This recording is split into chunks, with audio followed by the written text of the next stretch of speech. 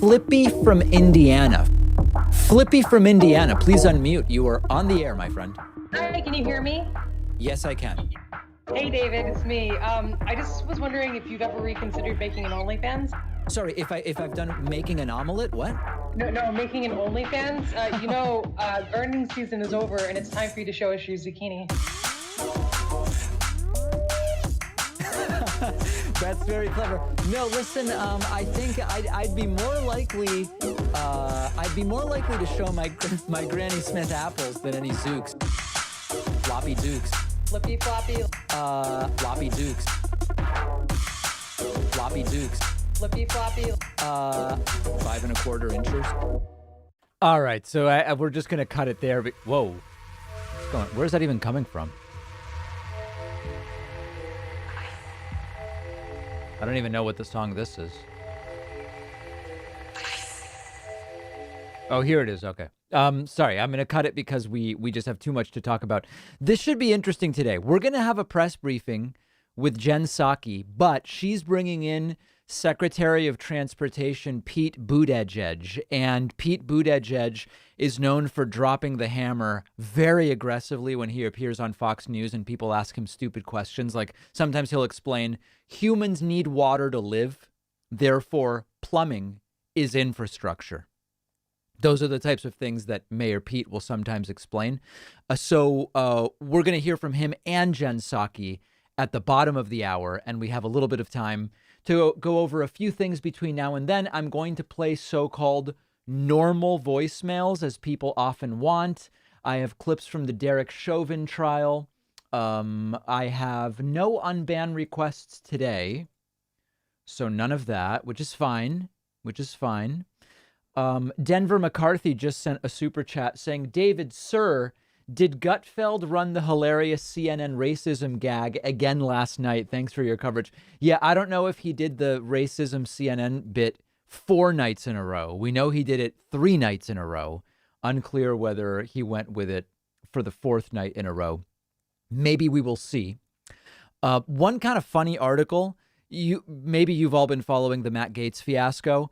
Donald Trump reportedly had to be talked out of defending Matt Gaetz because the allegations against him were so serious. This is just so funny. A former President Donald Trump had to be talked out of defending Florida Congressman Matt Gaetz after reports surfaced that the Justice Department was investigating whether Gaetz had a sexual relationship with a minor and broke federal sex trafficking laws. I guess Trump was just eager to get out there and defend him. That's according to New York Times' Maggie Haberman, who on Thursday told CNN's New Day Trump really wanted to defend the lawmaker, but he was told to stand down because the allegations against Gaetz were so serious. His first impulse was he wanted to defend Gaetz. You know, he's one of our people. Several of his advisors told him that's a very bad idea, that the nature of what Gaetz is being investigated for is so serious that it's not something former President Trump should be out there on a limb for. And speaking of which, there was a hilarious interview with the guy who was possibly Matt Gaetz's co-conspirator. Oh, this is just amazing stuff. Check this out. This is an interview with Fritz Scheller. Now, Joel Greenberg is a guy that Matt Gaetz may have been trafficking underage girls with. We don't even know what's going on, but just listen to this. And like, if I'm Joel Greenberg, I don't know that I want this guy as my attorney. It's just not clear. Check this out. Did your client introduce Matt Gaetz to any underage girls for sexual relations? All right. So I'm just going to let you sit down there, and so I can look over your head and ignore that question. This is a lawyer, guys. I apologize. I just can't answer that question. I wasn't okay. That was a little devious. You hiding down there below, and then you zing. Can you imagine? Here's another one. Does Matt Gaetz have anything to worry about? Does Matt Gaetz? That is such a. When it comes to what happened today in court, does he have anything to worry about? And you're asking me to get into the mind of Matt Gaetz, right? And well, from your mind. From my mind. Based on what your client knows. Based on what my client knows. Okay. And the fact that he's See, I thought if I kept on talking and talking, I would avoid these questions. and Sort of sounds like Tom Arnold, right? To say, I'm sure Matt Gaetz is not feeling very comfortable today. All right? So that's, I mean, just everything going wrong I mean, it's crazy what's happening. It's really, really crazy what's happening. So that's the latest, I guess, with the Gaetz thing. Trump wanted to defend him, and then Joel Greenberg's lawyer it's all very, very crazy. I want to say thank you to Jenny72 for sending in a Twitch Prime sub. She sent it in via snail mail. Also, thanks to Astro Lycos for gifting a sub. Poostain Pete, very classy, gifting 5 subs, and This Is Blood signing up. That's a total of 8 Twitch subs right off the bat, which I really appreciate. And then also extra special, I want to say thank you to Nathan Quimby. Nathan Quimby just signed up at joinpacman.com using the coupon code BETTER21, which is still one of the most popular coupon codes on this side of the Mason-Dixon line. Let's put it that way. Hey, David, Amazon Bessemer results came in. They voted no. Sad to see. Yeah, I saw. I don't know enough about it yet to be able to say. So I'm going to have to stand back and stand by. Chris says, I liked your conversation on Meet Kevin. Great interview. Oh, yeah, this is also funny. I was interviewed by all-star realtor and YouTuber Kevin Paffrath. And at one point, to entertain myself with the interview, I went full package. And this is just, the full thing gets published soon. It's already on his channel. Check this out. Now, the right argument, the Republican argument right now seems to be, well, let's do a $600 to $700 billion package. Let's do that. Let's do the infrastructure. But Republicans are obviously heavily opposed to green and climate initiatives, energy efficiency standards. You know, Donald Trump, one of the big things he did was remove energy efficiency requirements, or at least some of them, for vehicles. To say, hey, well, if we lower prices, people can afford a new car, and that'll increase average fuel efficiency. What's your stand on that? Well, listen, for whatever reason, Republicans seem extremely intimidated by large packages. They have a tendency for small, sometimes very weak packages with terrible performance, if you understand what I'm saying. Reading between the lines here, right? Yeah. So I think that the games around fine-tuning package size are less interesting to me than fundamentally what one's philosophical approach to the role of government should be. Because really, it's not that if the package is a little tinier or it's a little flimsier, Republicans all of a sudden love it. Right. It's they don't believe fundamentally that the government should be even involved in this, many of them, because they are such extreme small government conservatives. So it's not even, package size. They try to flaunt tiny packages. I don't know what they're bragging about, quite frankly. Right. But I don't even think they're talking in good faith, quite frankly. Gotcha. Got it. So it's really more of just a contrasting argument. Like there's not a small package to be had that would function as well as this. It's just, we don't want, 2. How about 600? That's exactly right. The small package is not going to work that well. I think you understand what I'm saying. So there it is. So that was my interview with Kevin Paffrath, and the full thing will be on my channel soon. And that was just a little bit of a preview that I published to my to my Twitter account. Thank you. I want to say thanks to Astro Lycos and KY Dizzle, as well as Green Man and Grungy Dan for the subs. Also, 5 gifted by KY Dizzle. That's 9. 9 plus 9 is, wait a second, hold on. 9 plus 9 is 8. Carry the 1. 1, 8. 18. Appreciate that very, very much. This is the point in the stream where people say the coupon codes aren't working. The coupon codes are working fine. The problem is people try to use the coupon code on Twitch. You can't. People try to use the coupon code on YouTube. You can't. The coupon code only works at joinpacman.com, but it's working fine. Alex asking whether I golf. It's a great pandemic sport. I haven't golfed in years. I threw out my golf clubs right in the trash a couple of years ago because I hadn't used them for so long, and they were kind of damaged. How did Greenberg get Jeff Bridges to be his attorney? The dude abides. Yeah, my thoughts exactly. Ryan says if we passed a spending package to cover costs and legal help to fix the roughly 10% of the voters' issues with IDs, this would mitigate much of the oppressive voter ID laws being passed. Do you agree? So you're saying pass voter ID and a spending package to get everybody IDs? Haven't thought about that. I'd have to think about that. Gutfeld only proves that conservatism contributes nothing to art or culture. Well said. Daratan says, rest in peace, His Royal Highness Prince Philip, Duke of Edinburgh. Yeah, obviously, we never wish death on everyone. I'm pretty sure that a lot of his family was Nazi sympathizers. And I don't even want to get into it. I have nothing to say about it. Keurig says, I got my first vaccine shot a few days ago. Hopefully there's a light at the end of the tunnel. Love the content. Let's hope so. Let's hope so. Oliver says, quick question regarding yesterday's bonus show. Do you think we'll see an increase in Utah home births because of abusive biological fathers pressuring women to avoid paying medical bills? I don't think it'll be statistically significant. All he had to say is, I don't have anything more. Yeah, I know that it was surprising that Greenberg's lawyer was so flummoxed by those questions. Okay, let's do people want agitated Karen wears a mesh mask?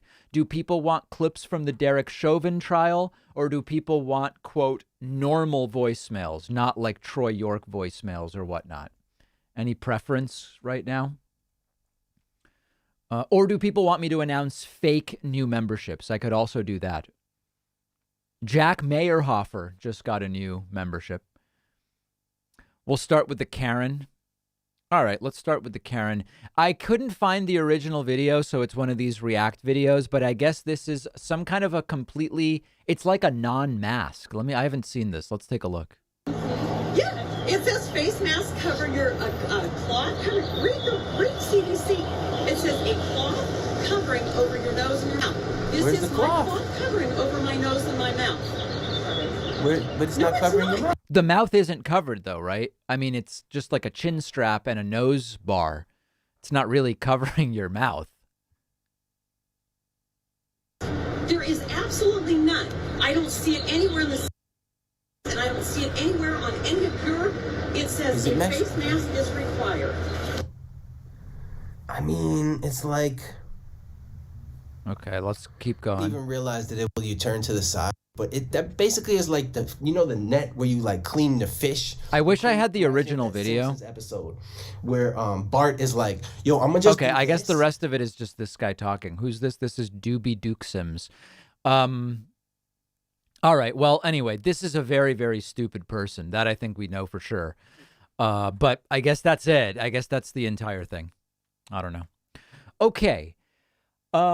Conservative humor is as amusing as crib death. Oh my God, that's really aggressive. New York Times reports the warmongering military-industrial complex shilling Biden administration is close to re-entering the Iran deal. Yeah. I had a segment along those lines a couple of weeks ago. Let's look at... No, guys, the reason I didn't look at the video first is I can't find the original video. If someone can tell me where the original video is. Oh, wait a second. Oh, original video. Look at this. Hold on. Let's take a look now. Sign up for TikTok. Oh my God. You got to be kidding me. Oh, here we go. Read CDC. It says a cloth covering over Here we go. your nose and your mouth. This is my cloth covering over my nose and my mouth. No, it's not. There is no adequacy in a face mask. There is absolutely none. I don't see it anywhere in the CDC guidelines, and I don't see it anywhere on any of your. It says a face mask is required. Where? The CDC? Yeah, it says face mask cover your cloth. Read CDC. All right. Well, there it is. That's the original video. A very, very stupid person.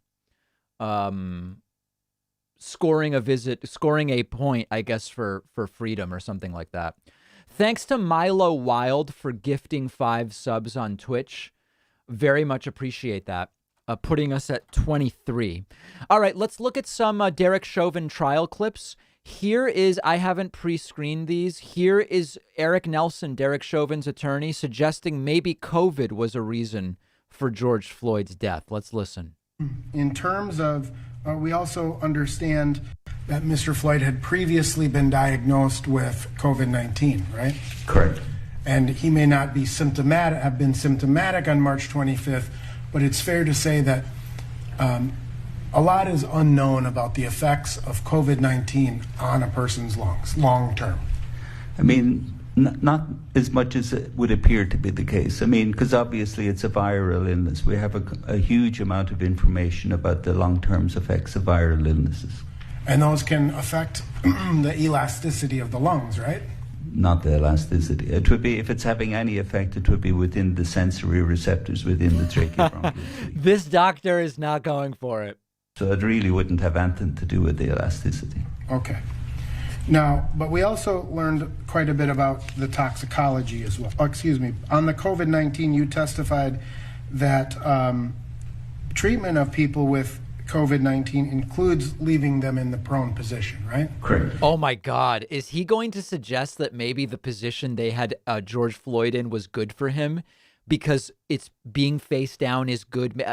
This is crazy. And so those people who would be treated for COVID-19 in the prone position, based on your calculations, you would have a 24% decrease in the EELV.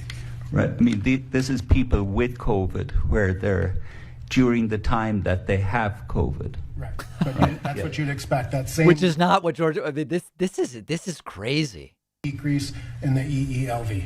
No, it's going to be very different in somebody who has, say, pneumonia.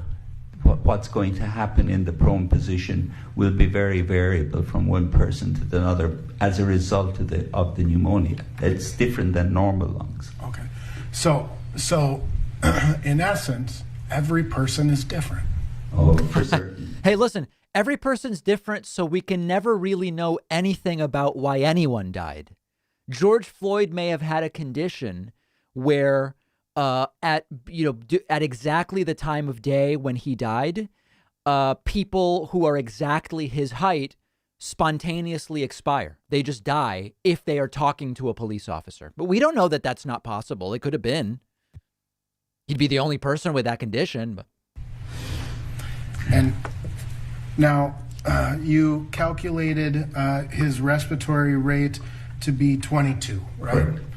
And you said there could be George Floyd might just be a guy who has a condition where if during daylight hours your respiratory rate is 22 and you come into contact with an officer, you die. It's so rare. Nobody else has ever had that exact scenario. That was within the normal respiratory rate? Yep. And you would not describe him as hyperventilating? No, the word hyperventilation is open to an awful lot of misinterpretation. That is most certainly not hyperventilation. No. Yeah. Okay, so there's that. Here is Dr. William Smock testifying. There's no evidence George Floyd had a heart attack. Here's another line of questioning. A few questions about heart disease and high blood pressure. I want to bring this home to Mr. Floyd. And that is whether we're talking about blockage of the artery, high blood pressure, any of it. Was there any evidence that you saw that George Floyd had a heart attack? There was absolutely no evidence at autopsy of anything that suggested that Mr. Floyd had a heart attack. And that's whether he had a clogged artery, did he have a heart attack? That is correct. There's no evidence of a blood clot in any. So this is good because they're ruling out the other causes of death that some are trying to attribute to what happened. Arteries. There's no evidence of hemorrhage from a ruptured plaque. There's no evidence that Mr. Floyd had a heart attack. What about on the autopsy report? Was there any evidence that George Floyd had a heart attack? No, sir, there was not. You were asked questions about whether there was a lethal or fatal arrhythmia. Remember those? I remember those, sir. If somebody has a fatal arrhythmia that they die from, is that a sudden death? It is, sir. As in, I have the arrhythmia, and that's it? You have the arrhythmia, and then you're unconscious. Did George Floyd have a sudden death that looked like an arrhythmia? No, sir. He had a gradual decreased levels of oxygen over the course of minutes. It wasn't sudden. It was gradual because of the pressure being applied to his back and neck. You were asked questions about Mr. Floyd saying, "I can't breathe," when he was in the back of Squad 320. Remember that? Yes, sir.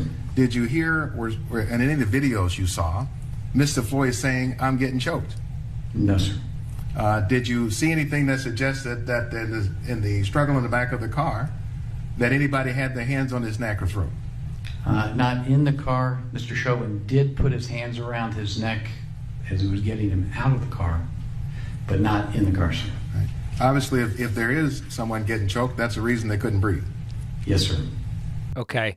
So then this continued. Dr. Smock continuing to do it. Well, I mean, really, I don't know who's doing. Dr. Smock is just answering medical questions. It's the Special Assistant Attorney General Jerry Blackwell who's really leading him through the questions. Was there any evidence of low oxygen on autopsy? Only his death, sir. Do you recall Mr. Nelson asking you the question relating to when Mr. Floyd was on the ground? Was he alert and making sense when he was on the ground? Remember that? Yes, sir, I do. If somebody is alert and making sense, how could they also be intoxicated? That's a good question, sir. You can't. And finally, you were asked questions about the combination of meth and fentanyl, and so whether they make somehow a different kind of a dangerous combination. Just to be clear with the jurors, did you see any evidence that Mr. Floyd died of a meth overdose? No, sir, he did not. Did you see any evidence that he died of a fentanyl overdose? No, sir, he did not. Did you see any evidence putting them together that he died from that kind of an overdose? No, sir, he did not. Thank you. No further questions. So this getting very, very direct and clear. I think I might have a couple of others. Here's Dr. Lindsay Thomas saying, if it were not only so that clip I just played for you is there was no evidence in autopsy that there was a fentanyl or meth related death. Now here Dr. Lindsay Thomas explains, had it been a fentanyl overdose, it looks different than what took place. So in terms of the video footage then either ruling in a cause or ruling out a cause, how did it inform your assessments about the cause of death, having looked at the video? Well, it helped me rule in a cause and also rule out causes, I would say. So did it help you determine whether this was what I might refer to as a lights out kind of death, a sudden death? Right. So what I observed from all of these videos is this was not a sudden death. Mr. Floyd did not, it's not like the snow shoveling where I told you somebody comes in, collapses and, clutches their chest and falls over. There was nothing sudden about his death. So that's what I would have expected if it was a cardiac arrhythmia or abnormal beating of the heart.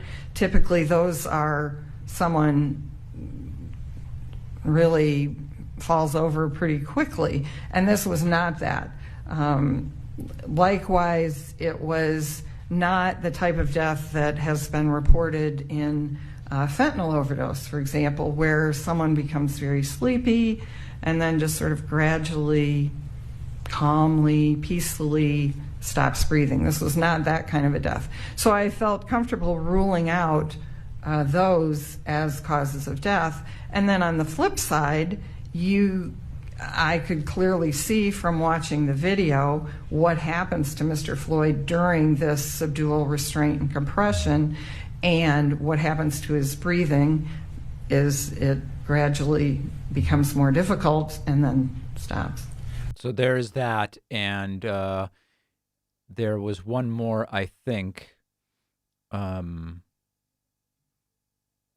Okay. There is no evidence to suggest that George Floyd would have died that night had he not had interactions with law enforcement. Was there any evidence to suggest that Mr. Floyd was suffering from a potentially fatal condition on the evening of May 25th, 2020? No. Do you have an opinion, to a reasonable degree of medical certainty, if Mr. Floyd would have died that night had he not been subject to the subdual and restraint of the police? There's no evidence to suggest he would have died that night. except for the interactions with law enforcement. So very, very clear and definitive statements there. And, you know, I mean, listen, I don't know what the outcome of this trial is going to be. You could very well see an acquittal. But what we are seeing so far, multiple medical professionals definitive about what we can rule out and what we can rule in here. Okay, I want to say thanks to Artisans UK, as well as Hateful Eddie for the Twitch subs. Thanks also to Seraph of Lies and Hutch the Beast. That's 4, putting us at 27.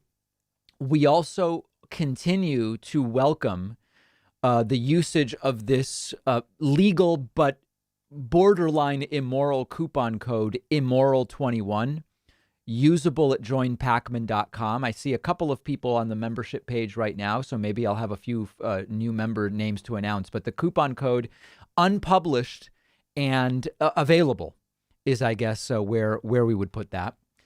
Other super chats that are coming in. Chakaseki says, when you are prone in the ICU, typically you're intubated, sedated, and have extensive physiologic monitoring. But hey, Chauvin's defense doesn't care. Yeah.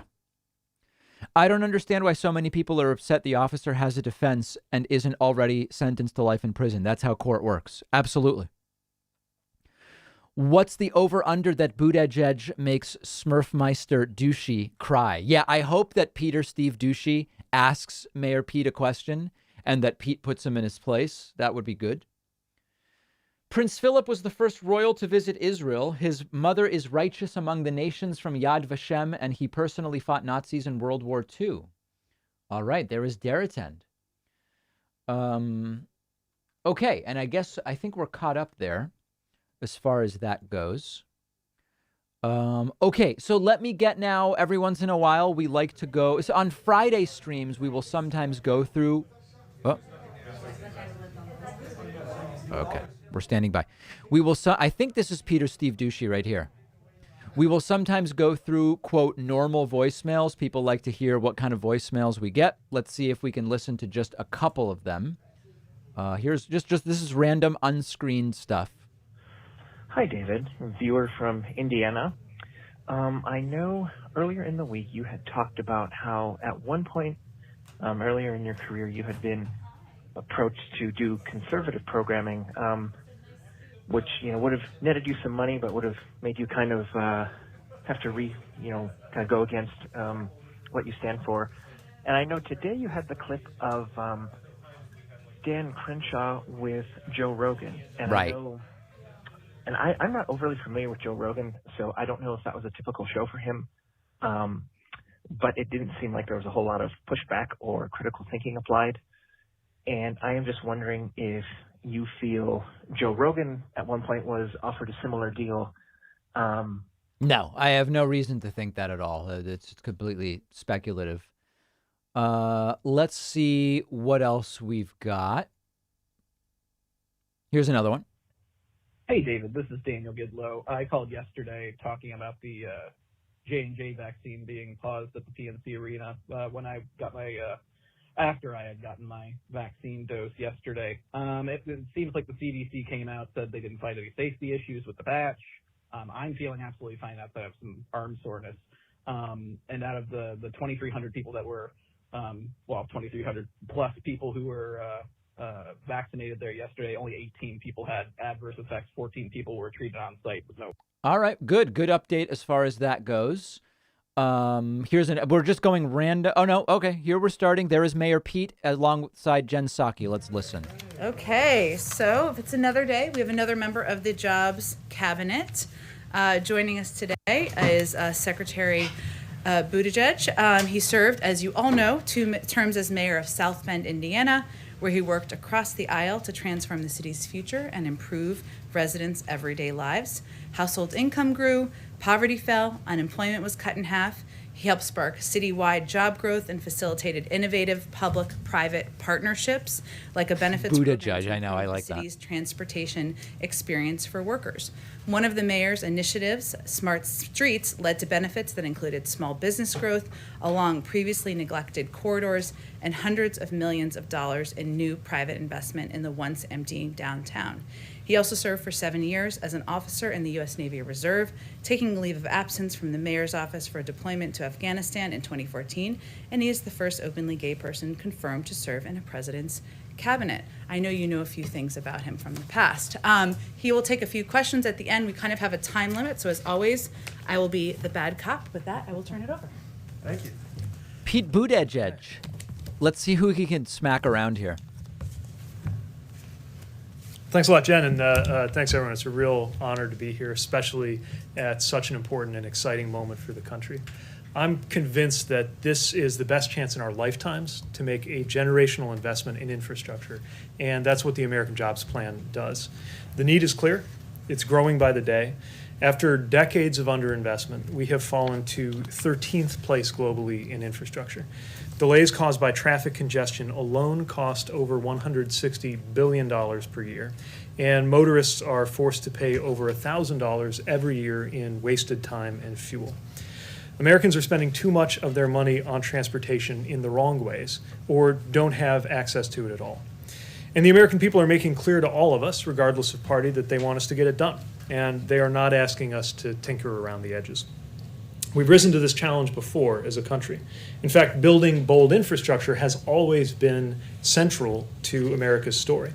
We built the Erie Canal, we connected east to west through the Transcontinental Railroad, and we developed the interstate highway system. And each of those projects was audacious, was transformative, and partly because it challenged the American people to expand our concept of infrastructure. But in doing so, these projects transformed our nation for the better, and they fueled the U.S. economy and way of life for the long run. So now it's our turn. The American Jobs Plan will again transform America's roads and bridges, rail and transit, ports and airports for the better. It's going to help modernize our transportation infrastructure so we can compete in the 21st century and connect communities. It will create millions of good jobs in communities across the country. I want to point out again that this is the biggest investment in American jobs since World War II. But I think it's important to demystify the kinds of jobs that this plan is going to create. These are good jobs. They are not mysterious or overly futuristic or inaccessible. We are going to need workers who are good with steel to make the cars and trucks of the future. We're talking about building retrofits that are going to require union carpenters and insulators, painters and glaziers. We're going to need electrical workers more than ever. We're not going to be able to build the roads we need to build without construction workers, laborers, operating engineers. Plumbers and pipe fitters are going to be a huge part of the story of how we overhaul those lead service lines. So this is a jobs plan that is building America's economy from the middle class out, coming at just the right time. It's meeting the challenges that we face today, and it is fully paid for by making corporations pay their fair share. We think it's unacceptable that there are major profitable corporations in this country paying less in taxes than a teacher or a firefighter, not in terms of a percentage, but in terms of dollars, specifically in many cases paying zero. And there's been a lot of talk at this moment, as you know, about what infrastructure is and isn't. I would argue that infrastructure is the foundation that makes it possible for people to live and work well. And you can't live or work or thrive without things like roads, clean water, electricity, broadband. Yes, that's infrastructure. And investing in a full vision of infrastructure is how we build a safer and more prosperous America. And ultimately, I believe, critical to the American dream. So that's why I'm thrilled to be in this role, delighted by the American Jobs Plan announcement, and spending time every day speaking to stakeholders about how to make sure we get it through. All right, let's now kick this off. Okay, Peter, go ahead. Thank you. President Here we go. Biden says he wants $80 billion for rail, and the other day he was talking about having trains that can go across the country as fast as a plane. I'm curious, as the transportation secretary, do you see a big demand for that, for a high-speed cross-country train? Well, there's definitely a lot of excitement around America about ensuring that the American people can enjoy a high standard of passenger rail service. Like the president, I don't think Americans should settle for less than citizens in other countries enjoy as a matter of course.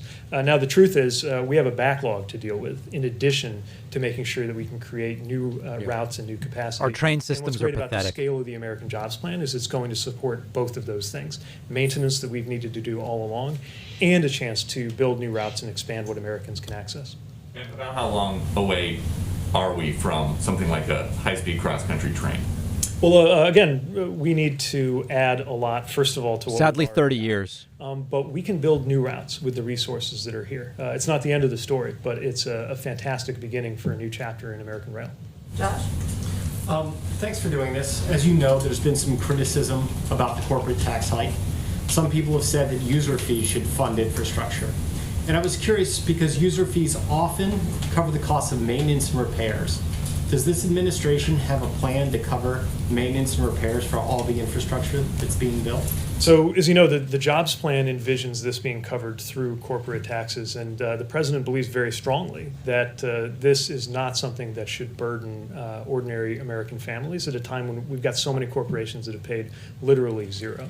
And I also would argue that there's ample evidence that American corporations can be competitive at a tax rate like 28 for the simple reason that they were extremely competitive at a tax rate like 35. Yeah. And remember, 28% of zero is not different than 21% of zero. Lower, would be lower than it's been for most of my lifetime. Now, we've heard a lot of different ideas on what the pay for should be.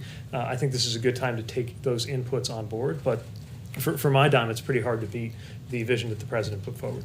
Does there need to be a dedicated revenue stream? Well, look, we'll keep talking with Congress about this, but as you know, for some time, we've seen general fund dollars going into supporting maintenance. So there are a lot of different ways to do this, but the best way I've seen, especially for these kind of capital improvements, is exactly what's in the president's plan. Mike? Hi, Mr. Secretary. Having covered state and local government for almost 20 years before coming here, I've seen the divisions that can erupt within a state, between regions of a state, as they fight over limited pots of money to build these kinds of infrastructure projects. How involved do you think the federal government, the Department of Transportation, the Congress, the White House should be in making the inevitable choices that are going to have to be made in terms of which bridge gets fixed first, which road gets widened? There's obviously not enough money to fix everything and to do everything. And so how much of a role do you envision playing, or is it up to the states to kind of wage the wars they normally wage over this stuff? Well, I think there's always been a push-pull here, right? Because communities often know what is most needed for them. And we welcome that, and I think our program design recognizes that. So I view our role as laying out the broad policy strokes. Even in the existing discretionary grant programs, you've seen this. So, for example, with infra, formerly known as FAST grants, we made sure that first wave of calls for applications clarified that we're looking for great projects that also bear on things like equity and climate that are important to this administration. And you'll continue to see that in the program design. Of course, there's always going to be competition for limited funds, but the other thing I would say is that competition is most ferocious when the funds are most limited.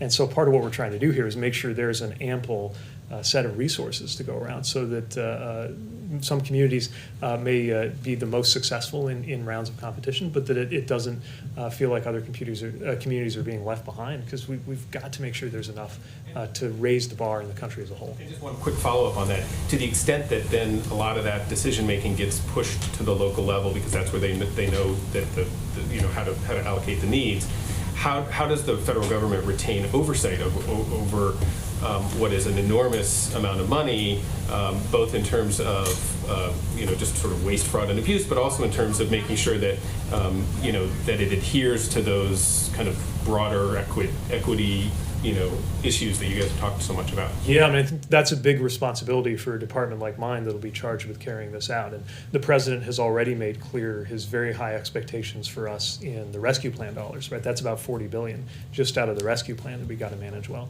But he also rightly takes pride in the remarkably low rate of waste, fraud, and abuse in the Recovery Act that he led in the Obama administration. I think now's the moment to make sure we double down on those principles to make sure that the dollars are well spent. And yes, we got to make sure that they actually meet the public policy goals that are motivating us to do this in the first place.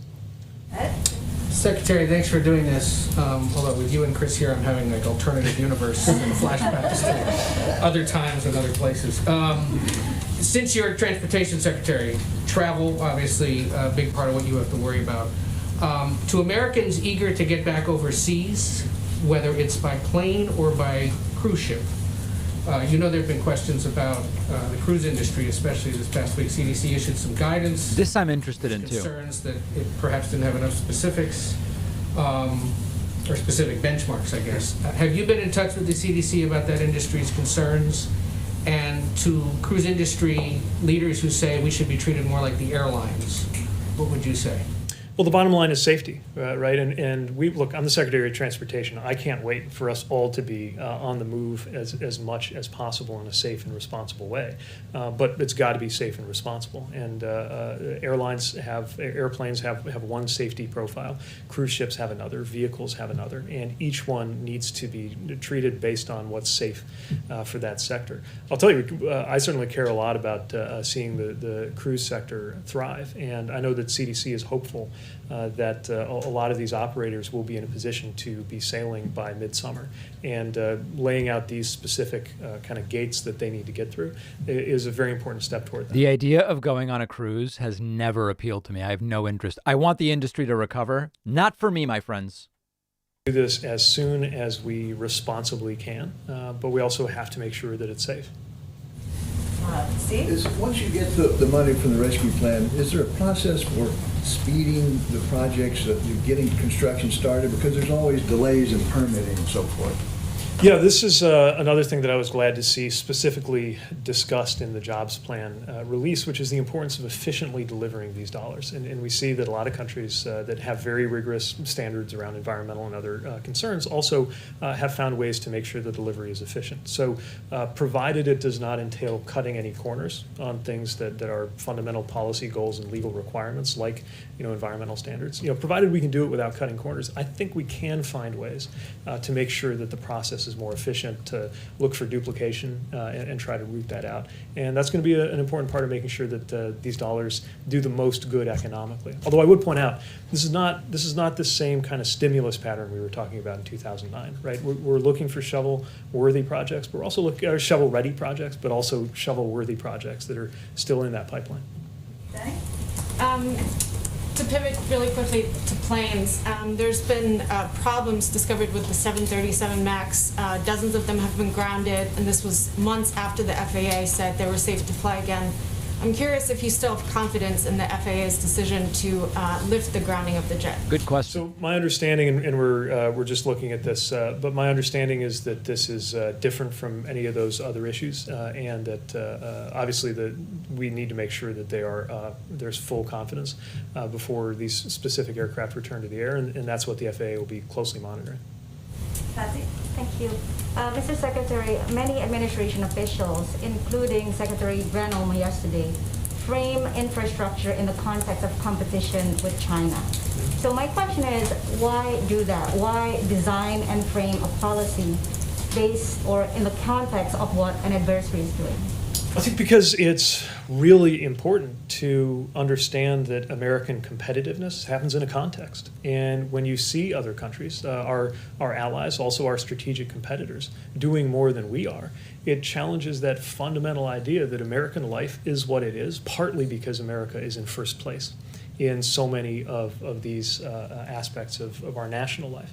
Only America's not in first place in infrastructure. Like I said, we're in 13th. So when you have a strategic... I wish I knew what that meant.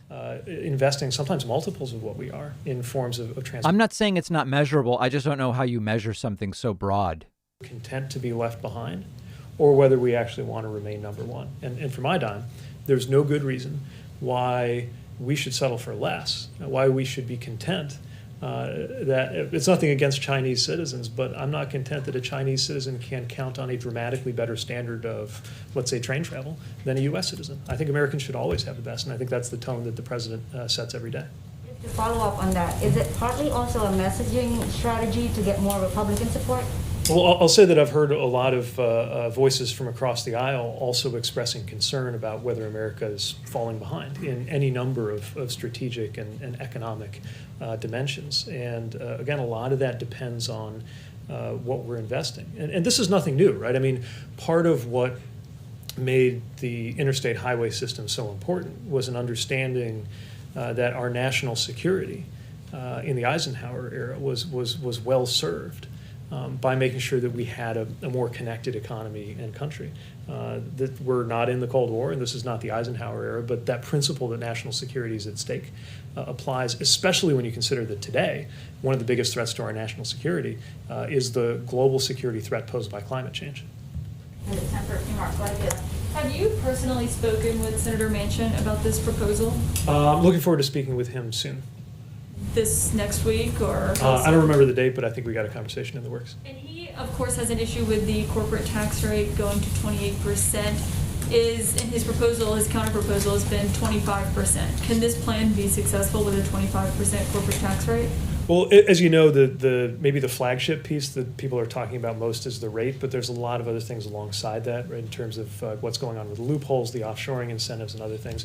And I haven't had a chance to get a sense of how he views those things adding up, whether he envisions another element that makes up for the gap between 25 and 28. Those are the kinds of things I want to take up with him and have a good conversation on. Because I think, for anyone who is on board, and by the way, I have yet to talk to anybody who, including in conversations with Republicans, who is against the idea of a big investment in infrastructure, right? So most of the dialogue we're having is around how we're going to pay for it. And we're really eager to hear the alternative suggestions for how to pay for it. And have Republicans given you, so far, alternative suggestions for how to pay for it that you believe are viable? Not in any detail, no. Just to follow up on what Caleb said, because you actually asked my question. So coordination. Not coordination, but you would be willing to lower the corporate tax rate in exchange for maybe closing additional loopholes, or like the 28% is not a fixed rate that you are dead set on keeping. Well, we've heard the president say that this is going to be a process of negotiation. What's also interesting is he's the transportation secretary, so the tax reform is not really even his thing. Considered to be better than the one the president put forward, but it's early in that legislative process. Yeah, why are they exactly? Yeah, people pointing this out. Well, I've got a couple from people who can't be here today because of COVID-19 restrictions, as they're pulled. So first of all, from Chris McGeeran of the LA Times, to follow up on the high-speed train question. How about California high-speed rail? Is that a project that could be funded through the infrastructure bill? Potentially. I mean, I think it's important to recognize that communities of different types and in each part of the country can benefit from high-speed rail, or even from raising the standards of what most other countries would consider regular speed rail and their availability here in the U.S. But this is not crafted in a way that's targeting any one area. This is about lifting our game as a country. And if I may, from Ben Gittleson of WABC in New York, does the administration support congestion charging in New York City, and will the administration do anything for drivers who will ultimately pay that premium? So this is a decision for the different parties that are all involved in that. Our responsibility mostly has to do with the environmental assessment process that goes on. We're certainly very interested to see that process unfold. And, we think different solutions work differently for different parts of the country. It's not an example of something that's best designed here in Washington and then imposed on local communities. But obviously there's a real challenge with congestion there and a real revenue opportunity as well. Okay. Thank you, Mr. Secretary. All right. Thanks very much. Appreciate Real your honor to be comment. here. We'll have him invite him back. Sounds good. Thank you. All right. Pete Buttigieg heading out. Well, I was a little concerned when I saw him deputized to be backup Easter Bunny, but I'm counting on you all to treat him That's right. well. The indoctrination we agreed upon. Okay. Thank you so much. Thank you for joining. Real quick, thanks to Chris Nevers as well as Gregory Laskowski for signing up on my all website. right. Dwayne Campbell also. Chris will always be the bunny in our eyes. A couple of items for you while we are wrapping up the week. As you know, the administration submitted to Congress President Biden's discretionary funding request for fiscal year 2022. I know we did a call this morning, but just to give you all a little bit more from here. As Congress prepares to begin the annual appropriations process, the request lays out the President's discretionary funding recommendations across a wide range of policy areas and outlines a strategy for reinvesting in the foundations of our country's resilience and strength. The request, which represents only one element of the administration's broader agenda, includes major investments, proposed investments, I should say, in K-12 education, cutting-edge medical research, housing, civil rights, and a range of other priorities that are vital to our future. Later this spring, we will release the President's full budget, which will present a unified, comprehensive plan to address the overlapping crises we face in a fiscally and economically responsible way, and that will also include a number of the proposals you've seen him introduce over the last, the big proposal he just introduced and other proposals that he will introduce between now and then. Our country is confronting historic crises, a pandemic, an economic downturn, climate change, and a reckoning on racial injustice. At the same time, we're also inheriting a legacy of chronic underinvestment, in our view, and priorities that are vital. Remember that the White House budget is really more of a political document. So the President is focused on reversing this trend and reinvesting in the foundations of our strength, and this process provides another opportunity to do that, and so the funding proposal is an indication of our priorities.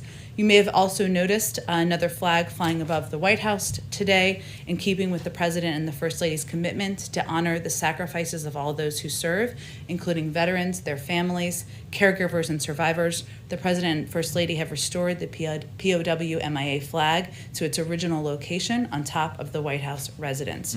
In a true display of bipartisanship, Senators Hassan, Warren, and Cotton wrote to the President at the beginning of the administration requesting the POW MIA flag fly high above the residence. This follows passage of a bipartisan legislation in 2019 led by those same senators, which requires the flag to be displayed whenever the American flag flies on federal buildings. Today also happens to be National Former Prisoner of War Recognition Day, a day when we remember and honor those who were in captivity in service to our nation and recognize those who awaited their return. I have two more items. One of them's a week ahead. The Semiconductor Summit, of great interest to many of you, I know. On Monday afternoon, following President Biden's release of his on Monday afternoon, National Security Advisor Jake Sullivan and NAC Director Brian Deese will host a virtual CEO summit on semiconductor and supply chain resilience to discuss both the American Jobs Plan as well as steps to strengthen the resilience of American supply chains for semiconductors and other key areas, something we discuss in here quite frequently. They will also be joined by Secretary of Commerce Gina Raimondo, who has been one of the leading voices in the administration. We provided a list to the pool of the attendees or the companies that will be represented at that, which you should all have, and if not, let us know and we will give it to you directly after the briefing. Finally, for the week ahead, the President will, of course, continue making the case in public and in meetings with members of Congress for the critical need to pass the American Jobs Plan, make historic investments in infrastructure. On Monday, he will meet with Democratic and Republican members of both the House and Senate to discuss the American Jobs Plan and the need for a bold, once-in-a-generation investment in America to put millions of people to work. I expect we will provide that list on Monday. Once attendees are confirmed, it will be bipartisan and bicameral, that meeting. As Speaker Pelosi's office announced earlier today, on Tuesday, the President will pay his respects in a congressional tribute for U.S. Capitol Police Officer William Evans as he lies in honor in the Capitol Rotunda. Later that day, he will meet with members of the Congressional Black Caucus at the White House. On Thursday, the President will meet with members of the Congressional Asian Pacific American Caucus. And on Friday, the President will welcome the Prime Minister of Japan. As you all already know, this will be the President's first in-person visit with a foreign leader, reflecting the importance of our bilateral relationship. That could be interesting. They will take some questions after that meeting. With that, Josh. Thanks, Jen. Three things real quick. First, the discretionary spending proposal tries to make investments in the country that the administration says couldn't be made because of the 2011 Budget Control Act and the caps on spending. That deal had to be reached with Republicans. And I'm curious, what gives you more confidence that an increase in discretionary spending can be reached with today's Republicans than the Republicans of a decade ago? It can't, and it's a political document. I would first say that any budgetary proposal, including a discretionary proposal that is not a full budget, is an opportunity to outline the priorities of the existing administration.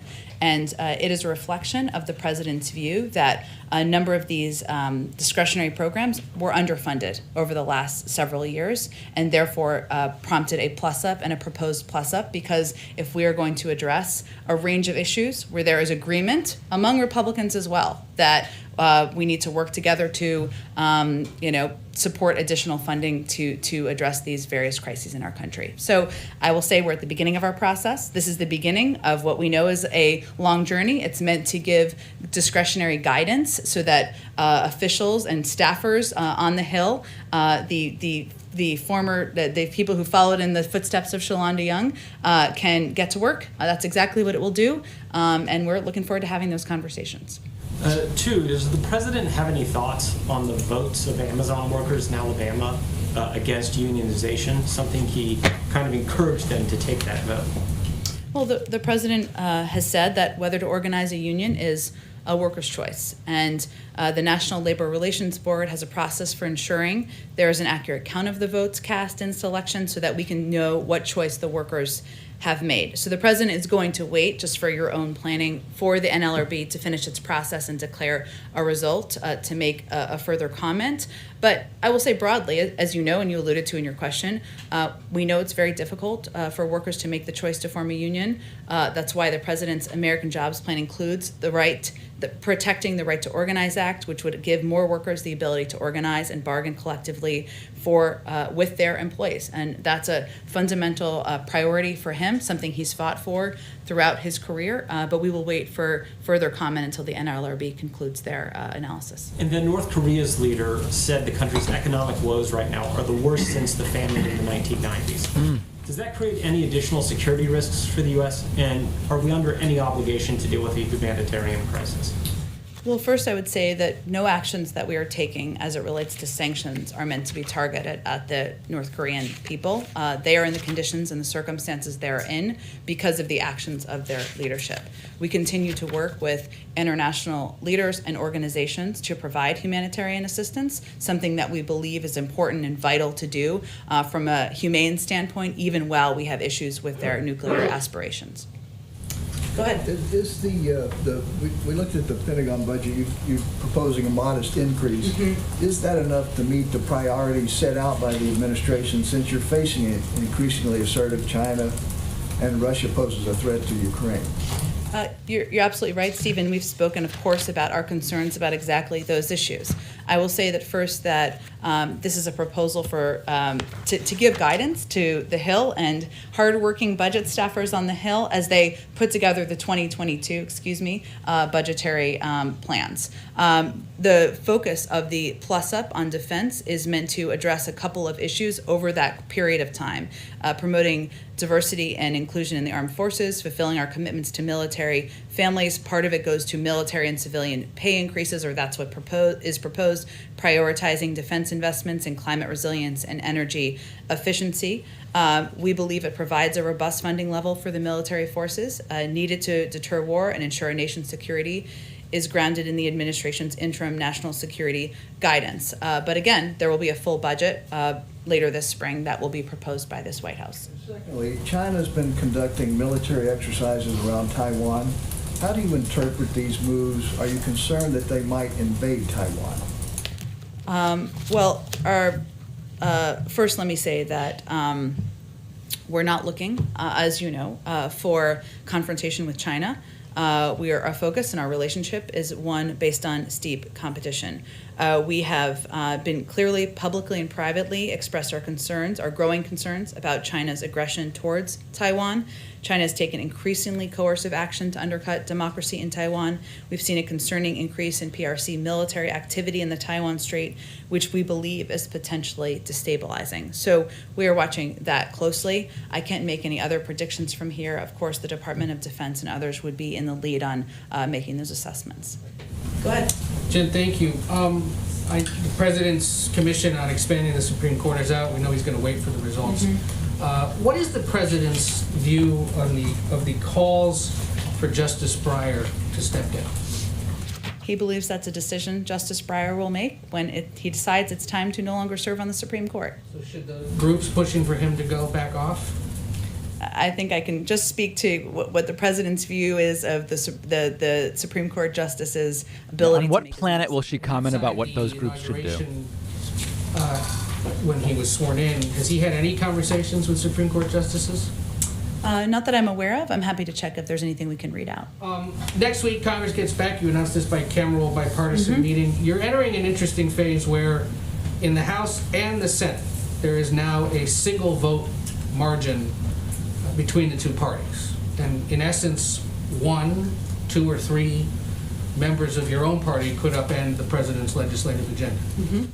How are you guys recalibrating to deal with this closer majority or closer margin in both chambers as you try to get these incredibly expensive and ambitious plans passed?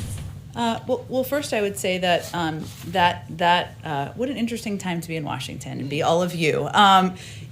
Our focus has long been working with Democrats and Republicans. That is the president's objective, and obviously the close margins make that a necessity. And so when he is inviting members here, he's inviting not just one wing of a party, not just one wing even of his own party. He wants to have the discussion about how we can work together to address our nation's outdated infrastructure and rebuilding our workforce for the future. Good luck with that. From our vantage point and from our viewpoint, we've seen there have been a number of Republicans in the Senate, I'll give you more homework, but you probably know this off the top of your head, Ed, who have supported infrastructure bills, who have supported the WRDA bills, who have supported legislation that is consistent with what the president is proposing. And as Secretary Buttigieg just conveyed, in a lot of the discussions we're having, most of the disagreement is about the size. Some think it's too small, some think it's too big. It's like Goldilocks. We'll have those discussions, but also about the pay-fors. And so those are the conversations. It's not just size, it's quality, though. The margins in Washington don't change our approach, because the president was elected because he was committed to working with both parties, to working together to address the crises our country is facing. Go ahead, Peter. Thank you very much. To follow up on Ed's questions about the Supreme Court action today, President Biden once said in 1983 he thought court packing was time back machine. He said he thought that court packing was a bonehead idea when FDR tried it. So why ask a panel now to go and see if it Well, is there's been 38 years since then. The panel is being asked to take a number of steps, including the pros and cons. Sometimes things change in 38 years. They will also be looking at the court's role in the constitutional system. Can you imagine? The length of service and turnover of justices on the court, the membership and size of the court, and the court's case selection rules and practices. And the makeup of this commission, which was vital for the president, In the year Joe Biden was born, the death rate from general anesthesia was very high. Why does the president support the use of general anesthesia in 2021, Jen? Okay, and then about immigration, the U.S. government is now reportedly spending $60 million a week to shelter migrant children. That adds up to $3.1 billion in a year. Where is that money coming from? Well, first, I would say that, as you may recall, the prior administration requested and received nearly $3 billion in supplemental funding from Congress for the UC program back in 2019. That came after the previous administration had already made multiple transfers of hundreds of millions of dollars. And our commitment is to ensuring HHS has the funds it needs now to safely and humanely care for children, which of course is resource intensive. We know that. There are 200 permanent shelters around the country, and there are needs related to the pandemic, social distancing, enhanced ventilation and testing that are additional needs given the time that we're living in. And because of the time that we're living in, is there concern if this is HHS money that it is, that these shelters, the Washington Post says the costs are going to rise significantly, that the shelters might be draining pandemic response elsewhere? No, that is not what our concern is. It's not how it works either. We have funding for the pandemic response. I'm just conveying to you what we feel this cost is and why it is at the rate it is at this point in time. And then just one more. Texas Governor Greg Abbott says that he asked the Biden administration to shut down the temporary shelter for migrant kids at the Freeman Coliseum in San Antonio because he says he has gotten information that children there are being sexually assaulted. Is that facility going to be shut down? Well, first, we take safety and the well-being of children in our care very seriously. Hence our earlier conversation about the funding spent to keep them safe during the We pandemic. also are skeptical about anything Greg Abbott says. His claims will be looked into and investigated by the Department of Health and Human Services. Currently, we have no basis for his call to shut down the San Antonio Freeman Coliseum as an intake site, but we will, of course, we take these allegations seriously, and they will be investigated. The last one would just be, you said this week that Why does he get to ask 6 questions? More efficient and effective, and that you're addressing this in a humane way that keeps these kids as safe as we possibly can. If these allegations are true, how is that consistent with what you guys are? Well, again, we are looking into these allegations. We take them seriously, and our focus remains on the safety and well-being of children. Hence, we're looking into them and taking it very seriously. Go ahead, Caitlin. Thank you. On the Commission for the Supreme Court, when President Biden first disclosed this idea, I believe he was still a candidate when he said this, he said he wanted recommendations as to how to reform the court system because, quote, it's getting out of whack. Yet this commission is not going to actually make recommendations. They'll be doing a report 180 days. That will be released to the public. But it's a report, but it's not them actually making recommendations to the president. Well, I'm sure he'll take a look at that report that this diverse group of members are putting together, thinking through over the next 180 days, and it will impact his thinking moving forward. So, but it won't explicitly say, here's a recommendation from what we've studied to do X, Y, Z. It's meant to be a report and a summary of their discussions and their findings. I don't know what it will look like, and I'm not going to get ahead of what their process will be. Okay, and then on the lawmakers who are being invited on Monday, who picked the group of lawmakers that are being invited? Was it the president? The White House?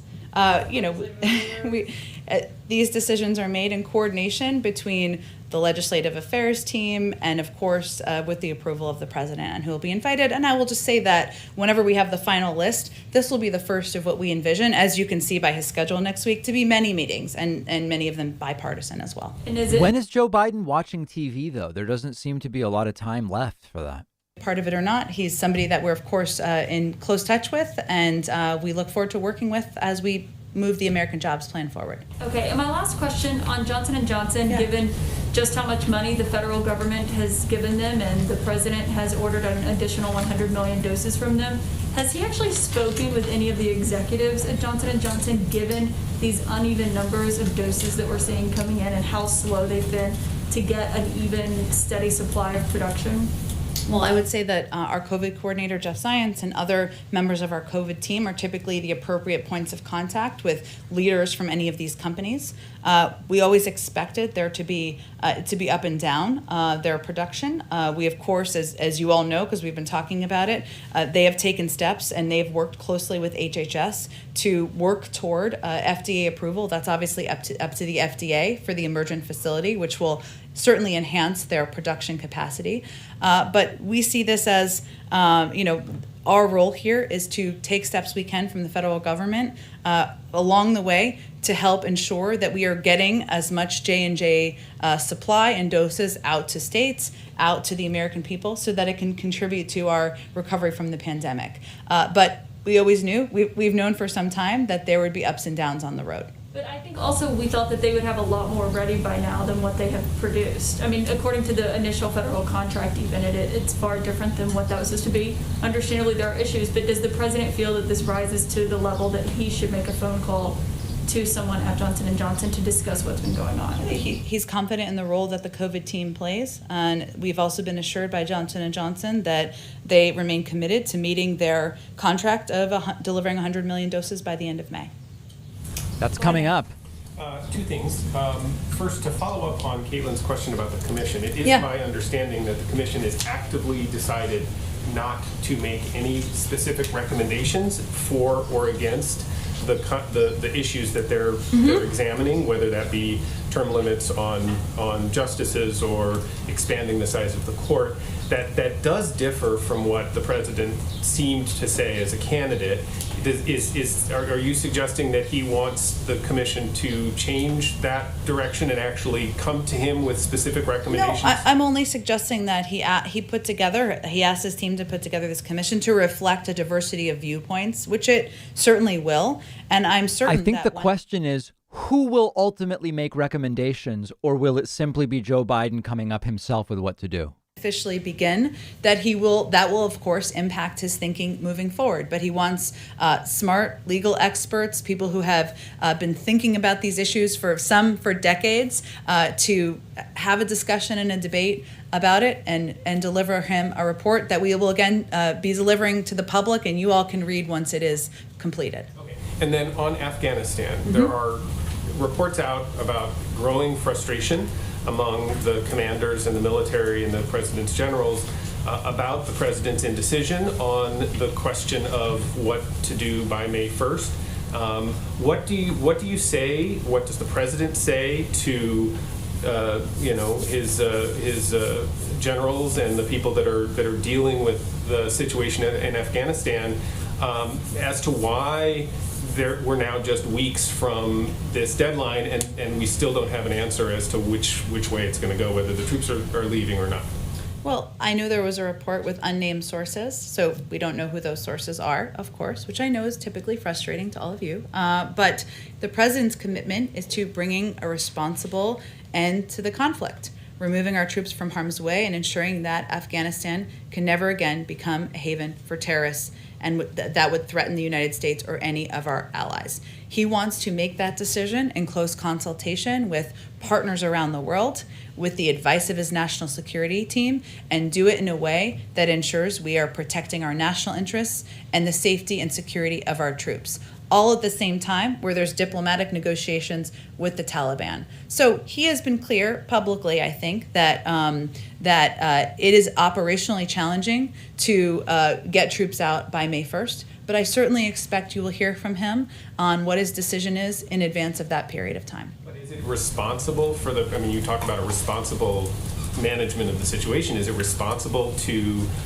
let a deadline like that come within a matter of days even, perhaps, with the military not really knowing for sure what their posture is going to be? I can assure you that the president's approach is responsible and that he is taking the advice, the counsel, the consultations of members of his military leadership, members of his diplomatic leadership, and also our partners and friends around the world into consideration as he's making his decision. And Wow. his view is that's the responsible approach. One last thing that occurred to me, I wouldn't want Friday to go by without asking. It's about the dog?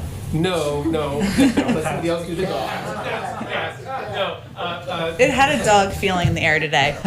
That's actually speech to funny. Congress. I'm sure. You did a week ahead.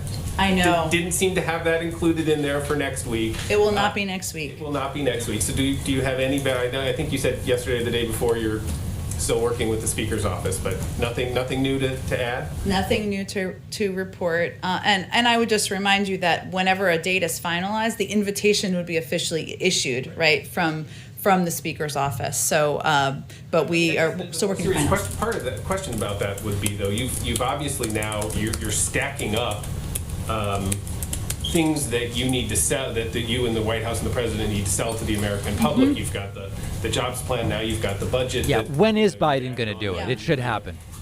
Presidents typically use these moments of a speech to Congress and to the public as an opportunity to sell this, to kind of make the pitch. Are you guys depriving yourselves of some opportunities to do that by delaying this? I promise you we will have something to sell in the speech, and we will use it for that opportunity. Go ahead, Patsy. Thank you. Jen, my question is about U.S. global response to the pandemic. Mhm. Now, we know that we've given $4 billion to COVAX. There's the initiative with the Quad, some vaccine sharing with Mexico. But what we haven't heard from the administration is a kind of comprehensive and detailed strategy in terms of what the U.S. is doing to help the world recover from the pandemic, not just in terms of vaccine sharing, but also supporting financing mechanism or manufacturing, what have you. And I know that you've just appointed the Global COVID Response Coordinator. Mm-hmm. When can we expect her to be here to share the administration's strategy with us? Well, we're happy to invite her. She works out of the State Department, right? So I would expect that she might speak there first if you or a colleague is over there covering. I would say, look, that our approach is that the president remains committed to playing a constructive role in the global effort to defeat the virus. That includes contributing through COVAX. It includes obviously lending doses to Canada and Mexico. It includes considering a range of requests that are coming in from around the world. But as we've also seen, this is a very unpredictable virus, and his first priority is ensuring that the American people are vaccinated. And that means we need to plan for supply so that we can, when we know what's most effective for kids, that we can plan around also different things that come up, as we've seen over the last week or so with Emergent and Johnson & Johnson, that we have enough supply and enough capacity, and we've done enough contingency planning for that. That's our first priority, but we will continue to be work to play a constructive role in the global community. I understand that the strategy is to be oversupplied and overprepared for domestic needs, but at what point should the administration consider pivoting from just focusing on domestic needs and start responding to global needs? I think when demand slows down and not every vaccine appointment is taken. Is increasing in terms of their vaccine diplomacy. Well, when we are confident in our supply at home, we will share vaccines, including through COVAX. I have one more. Okay. Yesterday you mentioned that the administration is concerned about Russia's increased military presence in the border with Ukraine. Can you confirm reporting that the administration is considering to send warships as a show of support to Ukraine in the region? I would point you to DOD for anything about our military assets. Go ahead, Jenny. Thanks. On the climate summit, I think we're now 2 weeks away, and I asked a couple weeks ago if there was any plans to have a bilateral with the Chinese president on the sidelines of it.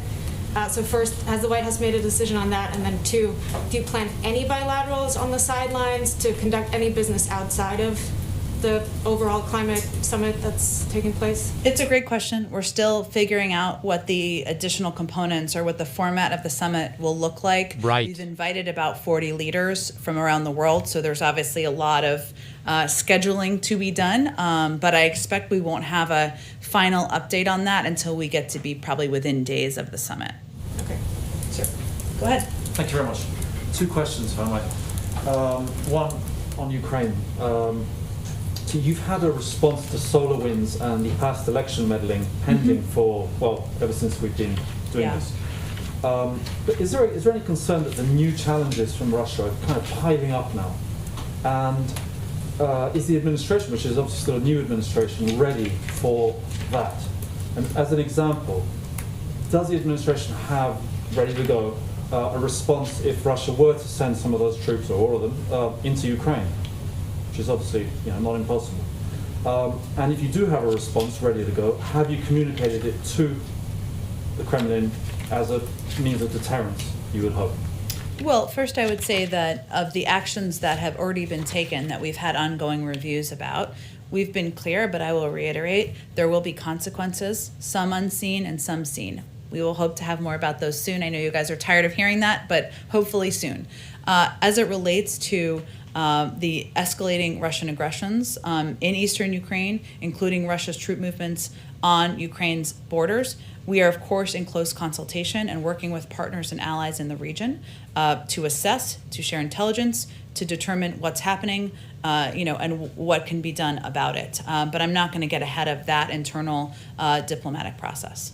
Have you made that call, as it were, to the Kremlin to say, you do this is what's going to happen?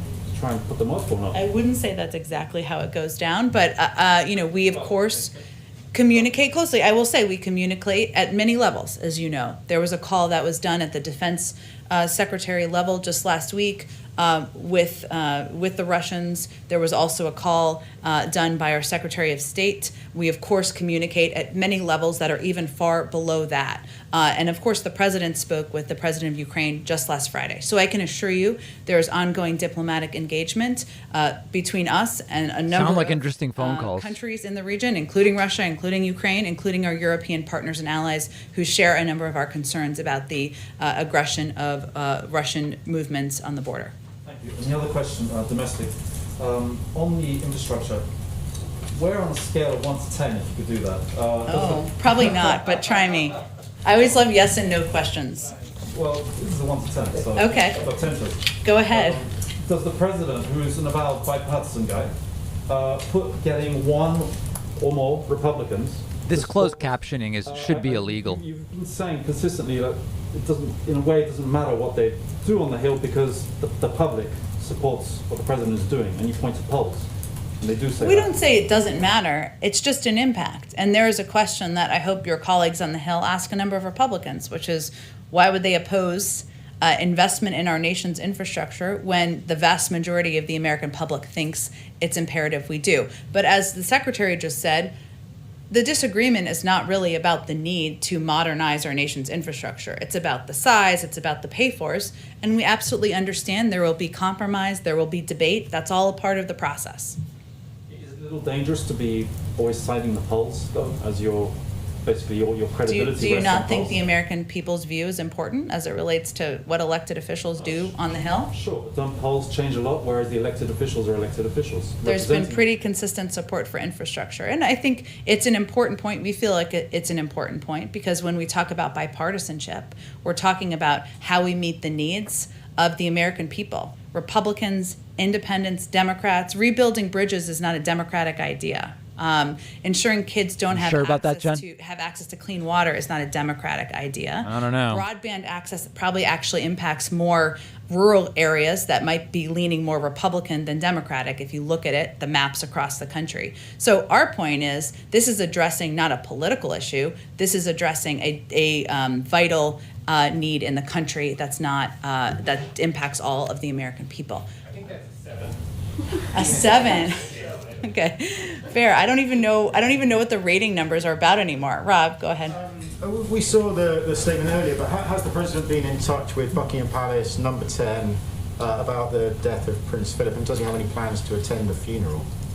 He has not been in touch directly himself. No, we put out a statement in his name and the First Lady's name earlier today. I'm not aware of any plans at this point in time. And Hunter Biden's book is out this week. To what extent was the White House, the president, the transition, or whatever that timing might have been, involved in vetting its contents? We were not. It was a book he wrote himself. The president and First Lady put out a statement making clear, in February, I should say, when the book was announced, that they're deeply supportive of their son, sharing his account about his painful experience. Seems like an interesting book. Which is exactly what the book does, and that they're hopeful that it can help millions of people who have struggled with the same challenges. The Jimmy Kimmel interview is interesting. One for a reporter who can't be here because of the COVID-19 restrictions, Alison Harris of News Nation. A Blue Star Families report shows that almost half of active duty troops won't get vaccinated against COVID-19. Dear Members God. of Congress have sent a letter. Because of their hesitation? Yes, Okay. I believe so. Members of Congress have written to the president urging him to issue a waiver of informed consent so that troops would be mandatorily vaccinated. Is that something the president is would consider? I certainly think he would refer to the advice and view of the Secretary of Defense, so I'd point you to them for any point of view on that letter. I think, okay, thank you. Okay, go ahead. Thank you. CBP data said this week that the number of unoccupied migrant children crossing the border, unaccompanied migrant children, had increased 100% from February to March. If these numbers continue to rise, is there a point that the administration would consider reversing or modifying the policy of accepting all unaccompanied migrants under using Title 42 authorities? Would we no longer accept, just so I understand the question, children who are under 18? I would say, one, our the reason for accepting these children is that we feel it is not the humane step to send these kids back on their treacherous journey. You know, the other thing is there's a seasonality to those crossings, and this is the peak. So it also, again, as I've said before, it's like if the Dow goes up 3% today, and I go, do you know what the Dow is going to look like if it goes up 3% every day for the next 30 days? It's like, well, but that's not the way that it works. And then just one more question on Amazon. The president supports the PRO Act, but how does he expect it to get through Congress, particularly if infrastructure is not done under reconciliation? How does he expect to get the PRO Act passed through Congress? It is something that he certainly strongly supports, and it's consistent with his advocacy for the ability and rights of workers to organize. I don't have anything on the legislative strategy and what that will look like moving forward. I'd certainly point you to the Hill on that. Thank you. Go ahead in the back. Thanks, Jen. I want to ask you about the case of a 10-year-old Nicaraguan boy who was, videos went viral when he was seen walking the desert by himself, saying that he had been dumped by the group that he was with. Through our reporting, we now know that this child had been deported with his mom days prior. His mom is kidnapped in Mexico. He was able to free himself through a family member who paid ransom, and that's how he ended up back in the U.S.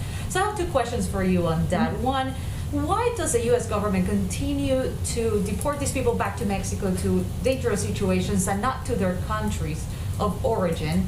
And the second question is, the president back in October of 2020, in a conversation with Univision, said that he would grant deportation moratorium to Nicaraguans as well as Venezuelans and Cubans. That happened for those two other groups, and not for Nicaraguans. So you have an update on that and why that hasn't happened?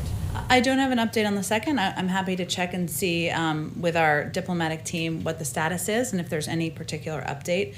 I would say in terms of deportation, it's handled, as you know, in a case-by-case basis. I would have to look into the specific details of this case. Department of Homeland Security might have more specifics if they can share them on why they were sent back directly to Mexico. But it's not just this family. All the families are being sent right back to Mexico and not to their home countries. Do you know why?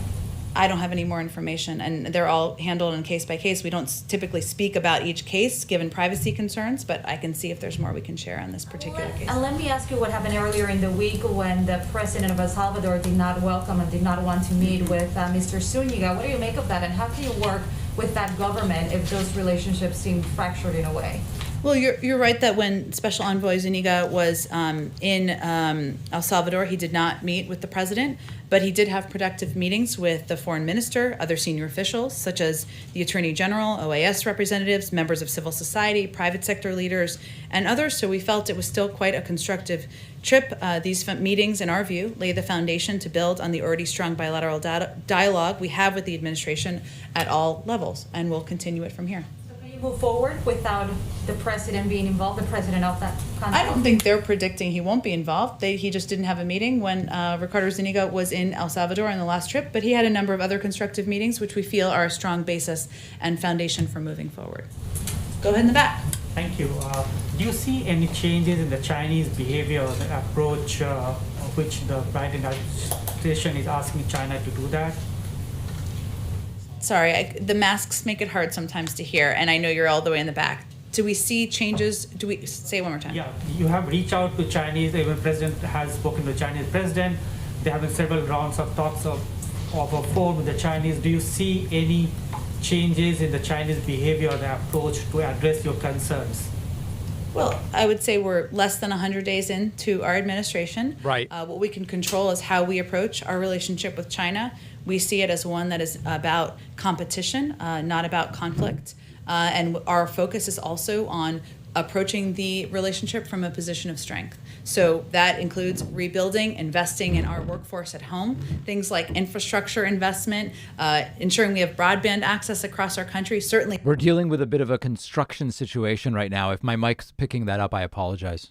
In the region and also across Europe. So that's how we're approaching it. In terms of assessments of their changes in behavior, I would leave that to all of you to assess. But how do you characterize the response from the Chinese in the first 100 days? I don't have a new assessment from here. We are approaching this from a position of patience. We're not in a hurry. We are working to strengthen our conditions at home, better support our workforce, ensure that we are approaching the relationship from a position of strength.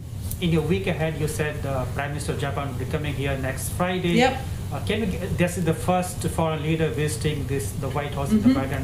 Can you give us a sense of what's the kind of preparation you are having? Is there going to be a joint statement or joint press conference with the foreign leader? I expect they'll have statements, and we'll take some questions as well while they're here. Okay, there's one more on Russia, follow-up on Russia. The Bloomberg has said that the review is over and the administration is discussing potential retaliatory measures at this stage.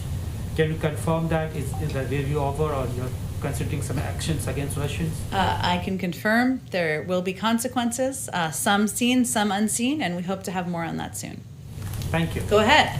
Hi, thanks. I wanted to ask about the infrastructure plan and climate, specifically clean energy. Who's this guy? I don't think I've seen this guy. Released a summary recently with a few more details on this, but I'm just wondering if you guys have, the White House has kind of a top line number for all those credits, how it affects the overall climate impact of the plan, and what role those might play in selling the plan to some Democrats on the left who have suggested they think the plan doesn't go far enough on climate. Sure. Well, I will say that the plan, we feel, reflects on the president's view that there is a profound urgency and existential threat that we are facing from our climate crisis. That the climate crisis is presenting an existential threat, I guess, is the more grammatically correct way to say it.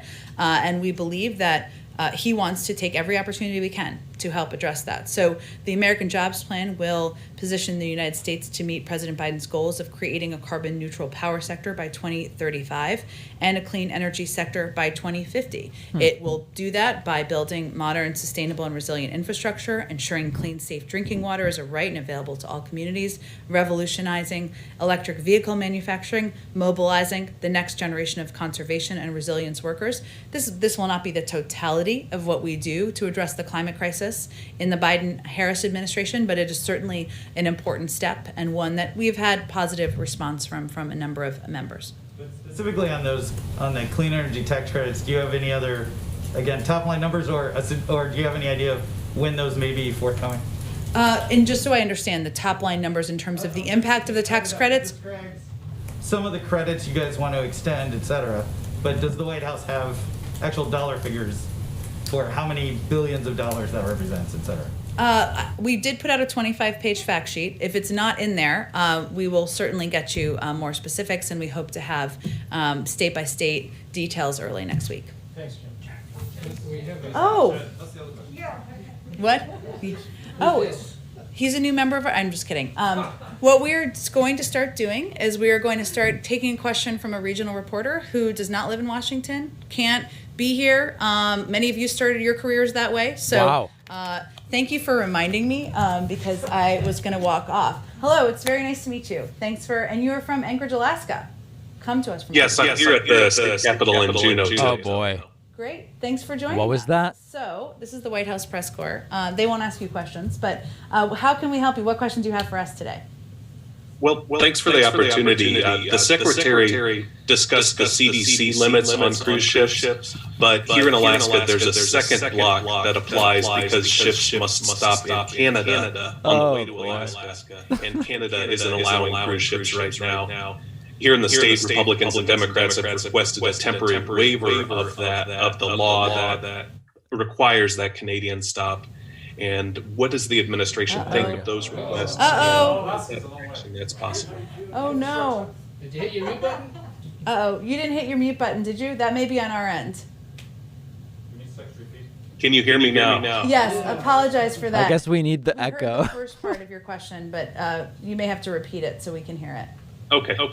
So Republicans and Democrats here have requested a temporary waiver of the rule that blocks cruise ships from coming to Alaska without that Canadian stop. And I was curious what the administration thinks of those requests and whether action is possible. This is an infrastructure issue, yeah. Well, we heard about this earlier from some of your colleagues here in the White House briefing, not specific to Alaska, but the cruise industry in general. It's certainly an industry that we want to thrive, and we just want to ensure it is, we are reopening capacity in a safe manner and doing that as quickly as we can. I will say that we have been working with Senator Murkowski and Alaska officials on engaging Canada and finding ways to assist the cruise ships. That's a process that's ongoing. Fortunately, I don't have more details, but it is something we are fully aware of, that we are working with your senators on to help address, and we certainly recognize the importance of the cruise ship industry to the Alaska economy. Thank you so much for joining us. We appreciate it, from Alaska. Okay. Well, thank you guys. Happy Friday. Have a great weekend. All right, there is White House Press Secretary Jen Psaki answering questions from any number of different people. We heard from Secretary of Transportation Pete Buttigieg, and I like the idea. We just got to get that echo under control. So the construction's ramping up around me. I was going to do some more voicemails, but it's even if you can't hear it, it's really annoying to me. So that's going to do it for today. A bunch of things planned for next week. We're also hoping soon they'll get that Joe Biden address to a joint session of Congress on the calendar. I think it's time to do it. I don't really know why they're waiting. Hopefully we will know about that very, very soon. All right, everybody. Thanks for joining me. Remember, follow, subscribe, like, troll, comment, all of that different stuff. And we'll be back with you very soon.